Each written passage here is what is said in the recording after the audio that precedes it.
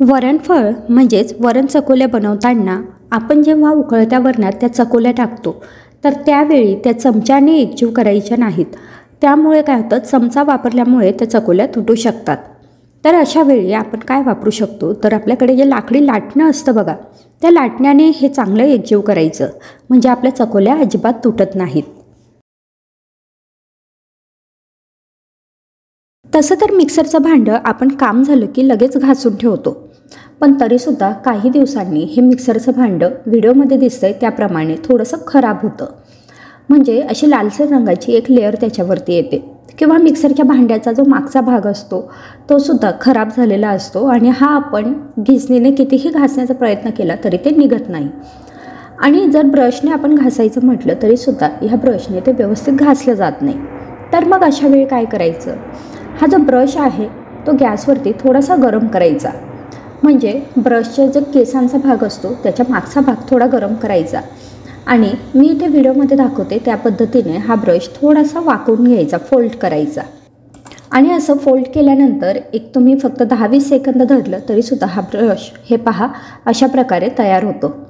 आता ह्या ब्रशचा उपयोग करून आपण मिक्सरचं भांडं अगदी सहज स्वच्छ करू शकतो. त्यासाठी इथे मी मिक्सरच्या भांड्यात आधी थोडंसं साबणाचं पाणी टाकून घेतलेलं आहे, किंवा घासणीने थोडंसं घासून घ्या आणि नंतर हा जो ब्रश आहे याच्याने ते व्यवस्थित घासून घ्या.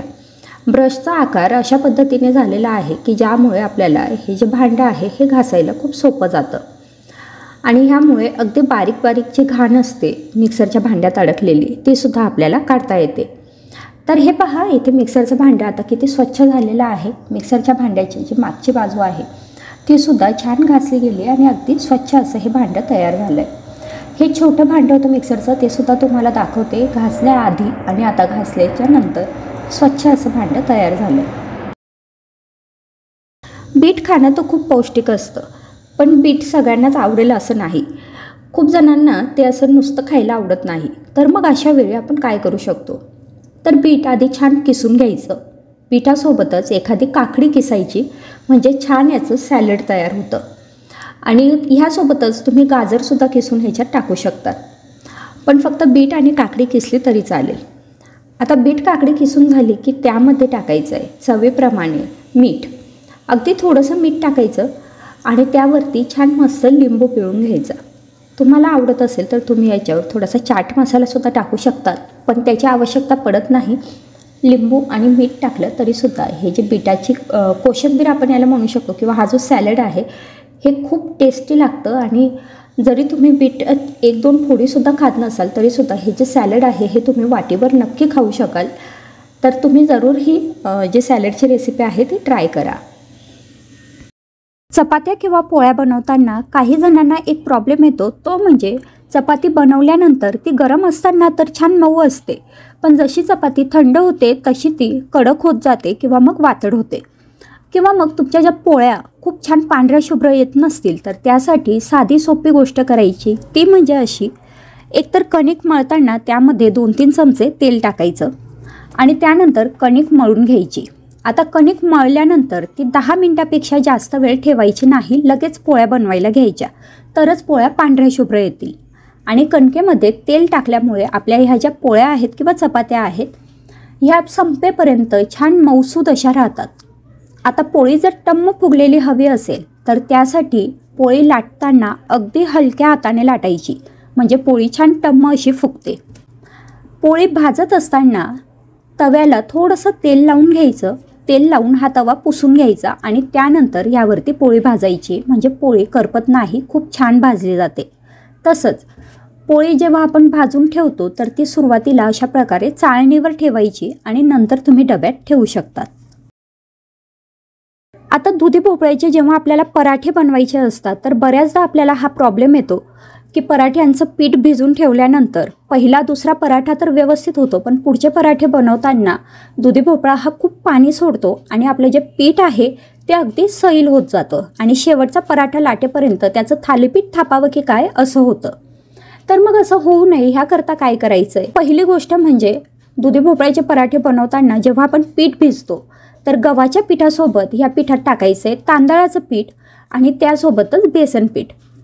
तर तांदळाच्या पिठामुळे हे जे मॉइश्चर आहे किंवा हे जे पाणी आहे ते शोषलं जाईल आणि बेसन पिठामुळे आपले हे जे पराठे आहेत ते थोडे खरपूस व्हायला मदत होईल. दुसरी गोष्ट म्हणजे दुधी भोपळ्याचे पराठे असो, भाजी असो किंवा कुठलाही पदार्थ बनवण्यापूर्वी दुधी भोपळा थोडासा खाऊन पाहायचा. जर कडवट लागत असेल तर तो अजिबात वापरायचा नाही. तसा दुधी भोपळा हा शरीरासाठी हानिकारक असू शकतो.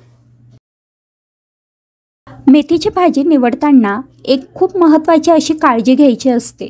ती म्हणजे अशी की भाजी आपण तर निवडून घेतो, पण आपण फक्त हिरवी पानं पाहतो. तर ह्या पानांवरती जर असे पांढरे डाग असतील तर ही पानं आपल्याला फेकून द्यायची आहेत. कारण पानांवरती जर पांढरे डाग असतील तर हे असतं आळ्यांचं किंवा बारीक अशा किड्यांचं घर. तर त्यासाठी जर मेथीच्या भाजीवरती असे पांढरे डाग असतील किंवा हे पानं पांढरे असतील तर हे पानं काढून टाकायचे. पुऱ्या बनवताना, घारगे बनवताना किंवा मग भटुरे बनवताना हे पदार्थ जर तेलकट होऊ नयेत असं तुम्हाला वाटत असेल तर त्यासाठी एक छोटीशी युक्ती आहे.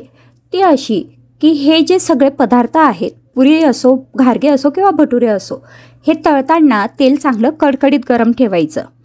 गॅसची फ्लेम हायच ठेवायची. आणि दुसरी गोष्ट अशी की पुरी तेलात सोडल्यानंतर एका बाजूने एकदाच तळायची. म्हणजे एका बाजूने पुरी पूर्णपणे तळून घ्यायची, त्यानंतर ती उलटून दुसऱ्या बाजूने सुद्धा पूर्ण तळून घ्यायची आणि लगेच ती तेलातून बाहेर काढायची. यामुळे पुरी अजिबात तेलकट होत नाही. पोहे बनवताना आपल्याला किती पोहे घ्यायचं याचं प्रमाण जर सुचत नसेल तर त्यासाठी एक साधी सोपी ट्रिक आहे. जेवढ्या लोकांसाठी पोहे बनवायचे तेवढे मूठ भरतील एवढे पोहे घ्यायचे. म्हणजे एवढे पोहे बरोबर प्रत्येकी एक प्लेट भरून होतात. आणि दुसरी गोष्ट म्हणजे पोहे छान चाळून घ्यायचे. आता हे पोहे भिजवून घ्यायचे. ही जी प्रोसेस आहे ही सगळी आपल्याला सगळ्यात आधी करायची आहे. पोहे भिजवले म्हणजे धुवून घेतले की त्यानंतर मग आपले कांदा वगैरे चिरायला घ्यायचा. म्हणजे जेवढ्या वेळात आपला कांदा चिरून होतो तोपर्यंत हे पोहे अगदी व्यवस्थित भिजतात. दुसरी गोष्ट, पोहेंमधले जर शेंगदाणे छान खरपूस असे हवे असतील तर त्यासाठी सगळ्यात आधी शेंगदाणे तळून घ्यायचे.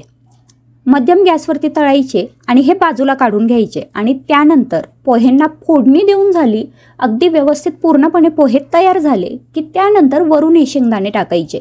ह्यामुळे काय होईल, शेंगदाणे छान खरपूस राहतील.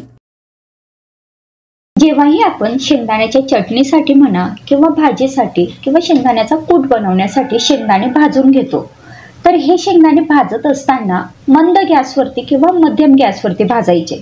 हाय फ्लेमवर भाजायचे नाहीत. मध्यम गॅसवरती शेंगदाणे भाजले तर छान खरपूस असे होतात. दुसरी गोष्ट म्हणजे शेंगदाणे भाजत असताना त्यावरती 2-3 चमचे असं पाणी शिंपडायचं, ज्यामुळे हे शेंगदाणे खूप छान खरपूस भाजले जातात. दुसरी गोष्ट म्हणजे शेंगदाण्यांचं जे साल आहे ते अगदी पटकन निघतं, कारण आपण त्यावर थोडंसं पाणी टाकलेलं असतं. पत्ताकोबीची भाजी बनवताना जर समजा पत्ताकोबीचा गड्डा हा मोठा असेल तर आपण बऱ्याचदा काय करतो की अर्धा गड्डा चिरून घेतो आणि उरलेला जो गड्डा आहे तो फ्रीजमध्ये ठेवतो. पण हा फ्रीजमध्ये ठेवलेला जो पत्ताकोबी आहे तो काही दिवसांनी त्याचा हा जो वरचा भाग आहे हा काळपट दिसतो आणि मग तसा पत्ताकोबी शिळा झाल्यामुळे आपल्याला बनवायला नकोसा वाटतो. तर हा पत्ताकोबी जर असा शिल्लक असेल आणि आपल्याला फ्रीजमध्ये जर ठेवायचा असेल तर काय करायचं, आपण जेव्हाही पत्ताकोबी चिरतो तेव्हा अशी त्याची मोठी जी पानं आहेत ती आपण बाजूला काढून घेतो. तर ह्या पानांमध्येच आपल्याला हा पत्ताकोबीचा उरलेला जो गड्डा आहे तो असा गुंडाळून ठेवायचा आहे. यामुळे काय होईल, जो पण भाग पत्ताकोबीचा चिरला गेलेला आहे तर तो काळपट पडणार नाही आणि आपल्याला नंतर जेव्हाही आपण ही भाजी बनवू तर तेव्हा हा पत्ताकोबी फ्रेशच मिळेल. असं पानांमध्ये गुंडाळल्यानंतर हवं तर तुम्ही याला रबर लावून ठेवू शकतात किंवा मग दोऱ्याने गुंडाळून ठेवू शकतात किंवा मग अशा पद्धतीने एखाद्या कॅरी बॅगमध्ये ठेवा, म्हणजे हा पत्ताकोबी छान फ्रेश राहील.